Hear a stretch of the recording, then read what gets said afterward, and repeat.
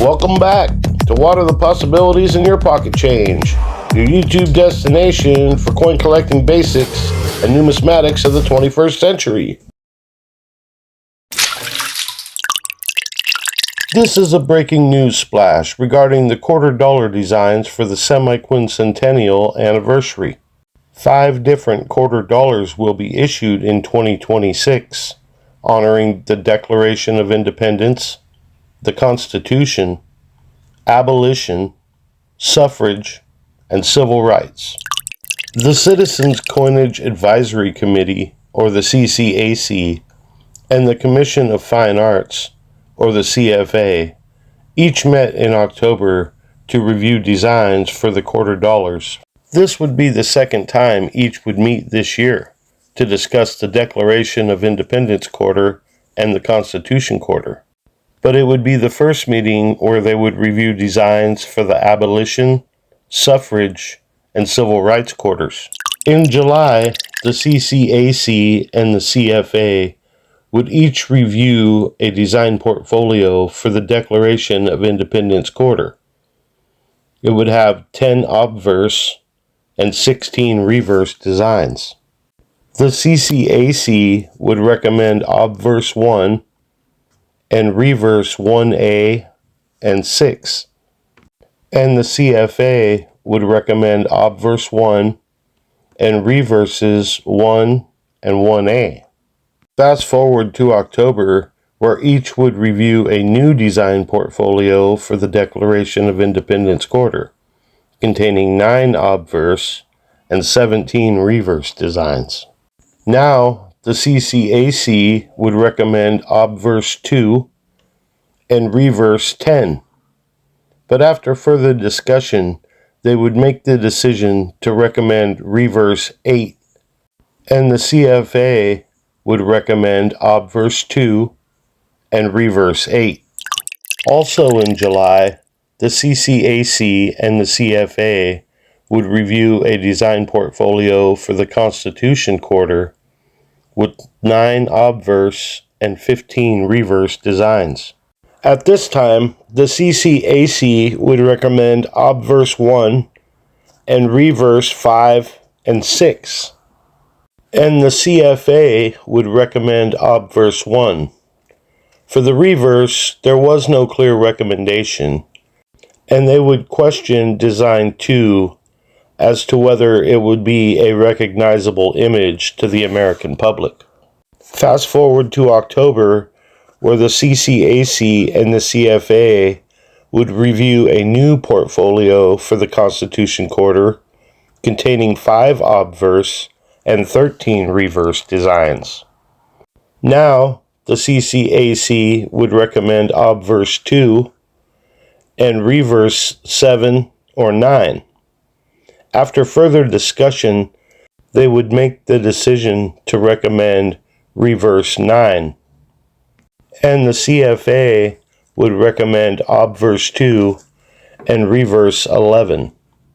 The CFA would also state in its letter that they felt the CCAC's choice of reverse 9, which depicts Washington's chair, would be unrecognizable to the public and place emphasis on special individuals rather than the broader significance of the Constitution's creation. For the first time in October, the CCAC and the CFA would review design portfolios for the abolition, suffrage, and civil rights quarters. The abolition quarter portfolio would contain 8 obverse and 11 reverse designs. The CCAC would recommend obverse 1 and reverse 1, but they would recommend changing abolitionism to abolition to bring the design more balance. And the CFA would recommend obverse 1 and reverse 2A.